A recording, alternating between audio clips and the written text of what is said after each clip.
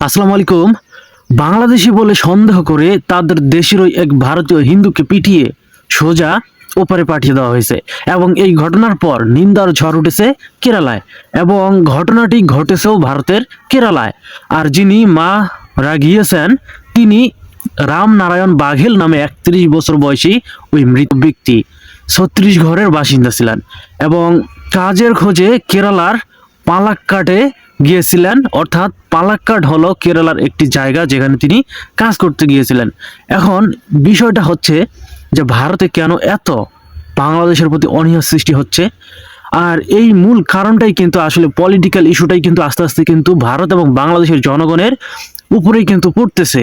আসলে দুই দেশের পলিটিক্যাল ইস্যু যেটাই হোক না কেন, সম্পর্কের টানাপোড়াটা কিন্তু একটা সময় এই জনগণের উপরে এসে পড়ে। কারণ কিছুদিন আগেও আমরা দেখেছি যে বাংলাদেশের ময়মনসিংহের দীপু নামে একটি ছেলের সাথেও একটা অমানবিক ঘটনা ঘটেছে এবং এরপর থেকেও কিন্তু ভারতেও কিন্তু এই ধরনের ঘটনা কিন্তু ঘটতে দেখা যাচ্ছে। যদিও বিষয়টা অনেক সেন্সিটিভ, কিন্তু ইতিপূর্বে আমরা দেখেছি যে ভারতে আরো অনেক ধরনের ঘটনাই ঘটে। কিসের জন্য? বাংলাদেশি ট্যাগ দিয়ে, এই বাংলাদেশি ট্যাগ দেওয়ার জন্য। এবং বাংলাদেশি বলে অনেকেই অনেক ধরনের আর কি অনিয়ম করা হয় অনেকজনের সাথে। এটা কিন্তু ভারতে সচরাচর ঘটতেছে। আর বিশেষ করে সবচেয়ে দুঃখের একটা বিষয় হচ্ছে যে বাংলাদেশে বর্তমানে যে পরিমাণে ঘটনাগুলো ঘটে তার থেকে হাজার গুণ বেশি ঘটনা ঘটে ভারতে। আর ভারতের সবচাইতে ঘটনাগুলো বর্তমানে ঘটার পিছনে মেইন কারণ হচ্ছে যে বাংলাদেশি বলে বাংলাদেশি ট্যাগ দিয়ে তাদেরকে সাথে নানা ধরনের অনিয়ম, নানা ধরনের অত্যাচার করা হয়। আর বিশেষ করে বর্তমানে কিন্তু অনেক কিন্তু পুশিনও করানো হয়, বাংলাদেশি ট্যাগ দিয়ে ভারতীয়দেরকেই বাংলাদেশে পাঠিয়ে দেওয়া হচ্ছে। তবে জানি না ভারত এই ধরনের কার্যকলাপ ইদানিং কেন শুরু করেছে। তবে যেটাই হোক, তার ভাই মানে যিনি মারা গেলেন এই কেরালায়, যাকে পিটিয়ে মারা হলো যে বাংলাদেশি ট্যাগ দিয়ে, তার ভাই শশীকান্ত বাঘেল ওয়ালাইয়ারের পুলিশের কাছে থেকে একটি ফোন পান এবং তাকে জানানো হয় যে রামনারায়ণকে মৃত অবস্থায় হাসপাতালে নিয়ে যাওয়া হয়েছে।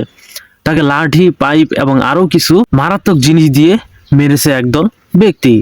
এখন রামনারায়ণ বাঘেলের এই অমানবিক ঘটনার বিচারের দাবিতে গঠিত রামনারায়ণ অ্যাকশন কাউন্সিল এর সদস্য আনিস বিবিসিকে বলেছেন যে তিনি কাজের খোঁজে এসেছিলেন, কিন্তু গ্রামে ফিরে যেতে চেয়েছিলেন। তাকে মাঝ পথে আটকানো হয় এবং বাংলাদেশি বলে সন্দেহ করে মারা হয় এবং মারধরের যে ভিডিও ছড়িয়ে পড়েছে সেখানেই সবটা দেখা যাচ্ছে। মানে তার সাথে যে অমানবিক কর্মকাণ্ডটা করা হয়েছে এই বাংলাদেশি ট্যাগ দিয়ে, সেই ভিডিওটাও কিন্তু বর্তমানে কিন্তু ভারতে মোটামুটি ভাইরাল হয়ে গিয়েছে।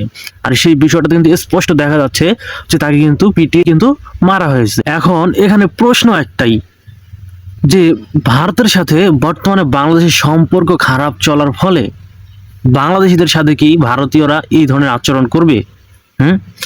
এখন এই ধরনের কার্যক্রম যদি প্রতিনিয়ত চলতে থাকে তাহলে আপনি একটা কথা মনে রাখবেন যে ভারতের সাথে বাংলাদেশের সম্পর্ক দিন দিন খারাপই হবে, কখনোই ভালো হবে না। কেননা দেখেন, অনেক মানুষকেই, নির্দোষ মানুষকেই কিন্তু এইসব বাংলাদেশি ট্যাগ দিয়ে বা বিভিন্ন ট্যাগ দিয়ে কিন্তু এই ঘটনাগুলো ঘটানো হচ্ছে। আসলে এদেরকে কঠিন শাস্তির আওতায় নিয়ে আসা উচিত, তা না হলে দুই দেশের সম্পর্ক আরো প্রতিনিয়ত খারাপই হতে থাকবে।